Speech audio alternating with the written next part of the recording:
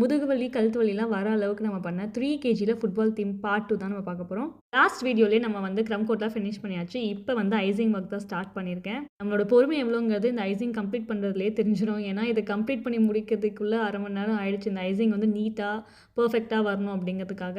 Rectangle ஷேப்ல இவ்வளோ பெரிய கேக்குக்கு இப்ப தான் ஃபர்ஸ்ட் டைம் ஐசிங் பண்றேன். ஸோ ரொம்ப கஷ்டமா தான் இருந்துச்சு. ஒரு வழியா ஃபினிஷ் பண்ணியாச்சு. கஸ்டமர் வந்து 2 விஷயம் ஃபர்ஸ்ட்டே சொல்ட்டாங்க. ஒண்ணு வந்து டாய்ஸ் எல்லாமே நானே வாங்கி குடுத்துர்றேன்னு சொல்ட்டாங்க. அண்ட் அதுக்கப்புறம் சைட்ல வந்து ஃபுட்பால் எஃபெக்ட்காக பிளாக் அண்ட் ஒயிட்ல மட்டும் நீங்க வந்து கட் பண்ணி வச்சுருங்க. என்ன எஃபெக்ட்டா இருந்தாலும் ஓகே தான். எந்த ஷேப்பா இருந்தாலும் ஓகே தான் அப்படின்னு சொல்ட்டாங்க. ஸோ எல்லா சைட்லயுமே நீட்டா ஹெக்ஸாகன் ஷேப்ல நான் கட் பண்ணி வச்சுட்டேன். இப்போ டாப்ல எல்லா ஃபுட்பால் பிளேயர்ஸையும் நம்ம வைக்க போறோம். ஸோ அதுக்கு முன்னாடி நம்ம வந்து ப்ளே பண்றதுக்கு முன்னாடி நெறைய மார்க்கிங்ஸ்லாம் போடுவோம்ல. ஸோ அது எல்லாமே போட்டு ஃபினிஷ் பண்ணியாச்சு.